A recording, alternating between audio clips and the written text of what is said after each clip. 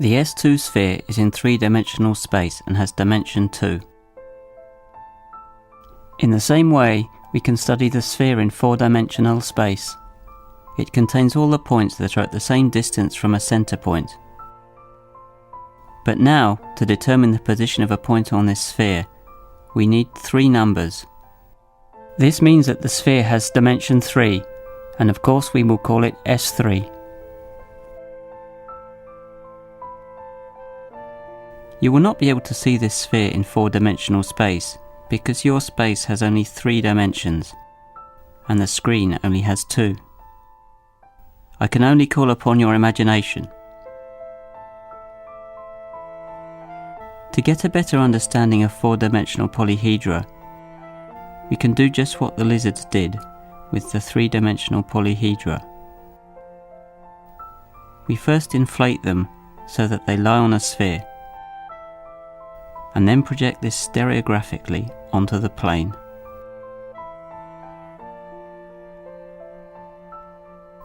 This time we'll inflate the polyhedron until its faces lie on a hypersphere in 4 space and project stereographically back into our own 3 space.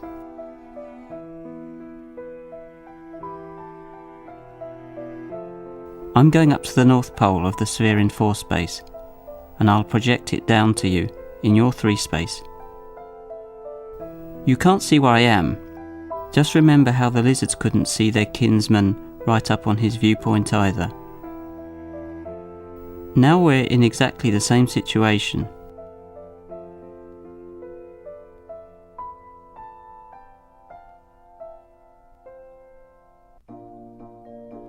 Here's the simplex. You can see its 5 vertices and its 10 edges.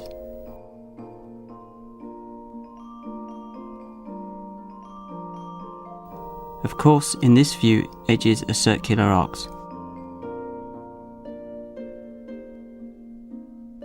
So now we have a situation like that of the three-dimensional polyhedra, projected stereographically onto a plane.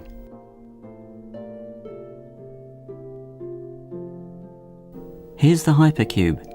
It's easy to recognize it from its 32 edges and its 16 vertices. Seeing things this way is so much easier than with the shadow method or the three-dimensional cross-sections. Here's the 24 cell, with 24 vertices and 96 edges.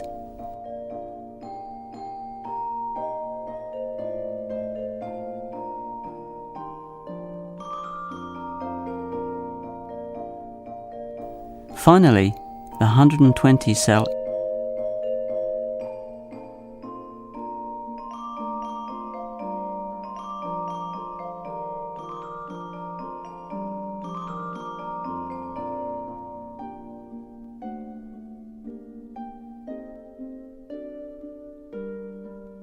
and the 600 cell.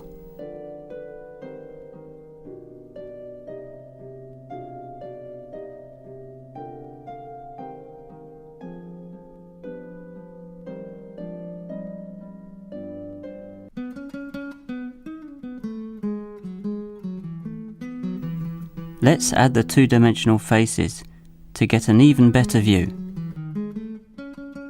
The simplex, with its 10 triangular faces.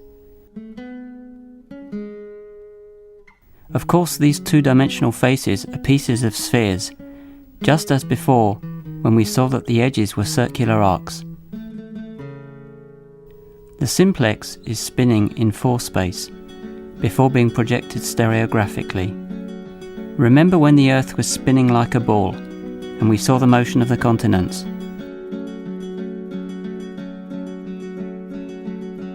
Now and again, a face passes through the projection pole, and the projection becomes infinite. It looks like it blows up on the screen. Let's take a quick look at the hypercube.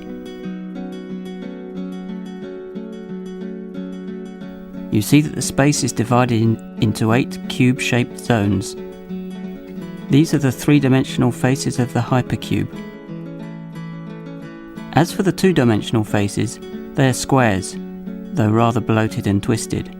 There are 24 of them.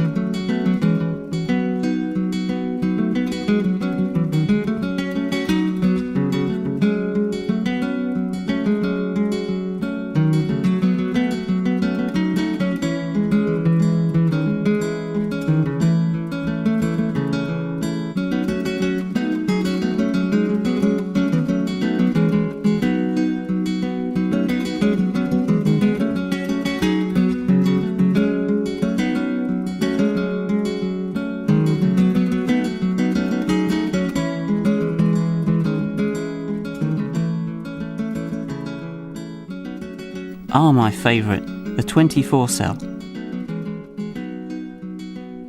Look at that. The 24 cell is really wonderful. 24 vertices, 96 edges, 96 triangles, and 24 octahedra. 8 edges start at each vertex.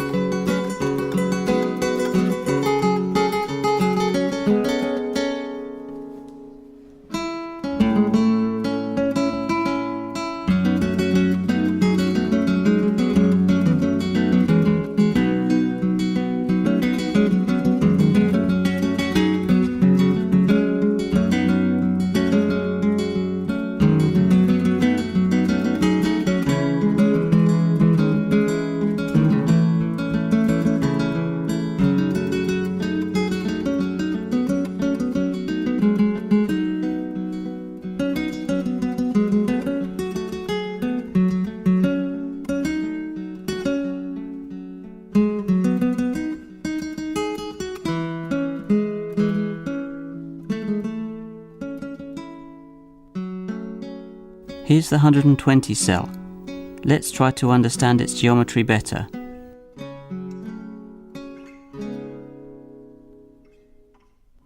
Four edges start at each vertex.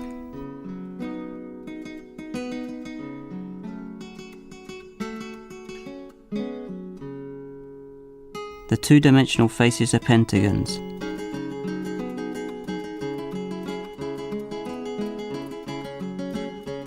There are 720 of them. These 720 pentagons form 120 dodecahedra.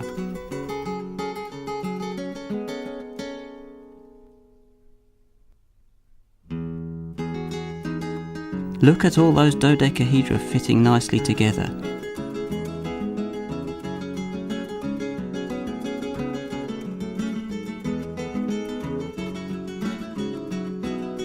Isn't that amazing?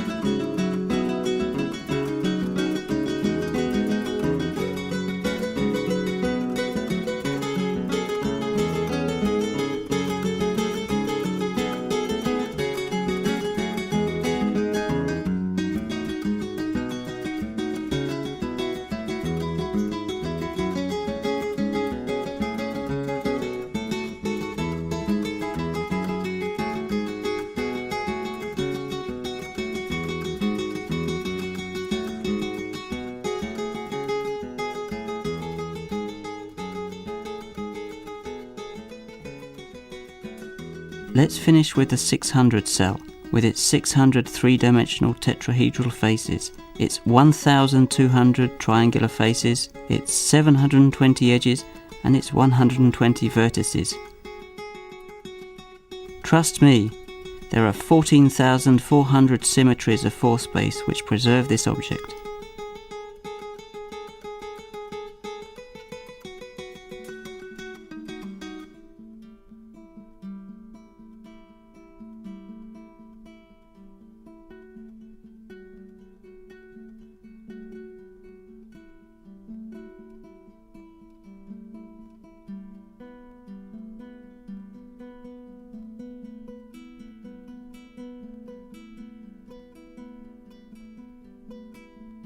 Well, there you are, we're done, with our first voyage into the fourth dimension.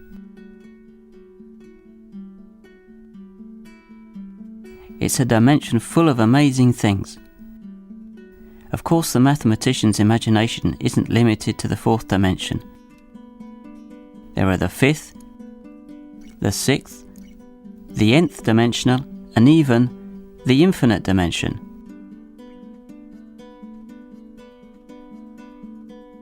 Each dimension has its own character, but it has to be said that the fourth is the prettiest. Why? Maybe because after all, it has a sort of physical reality. Einstein's relativity theory, dating from the early 20th century, postulates that space and time are somehow bound together into a four-dimensional space-time.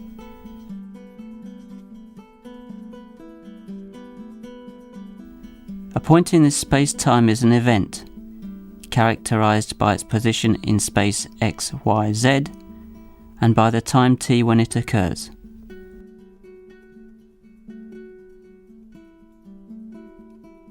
Dealing with relativistic physics therefore requires an understanding of four-dimensional geometry.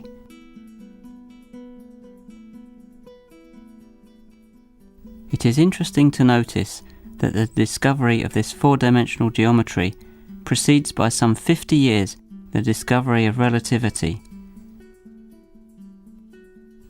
It's one of the many interactions between mathematics and physics that the history of science delights in.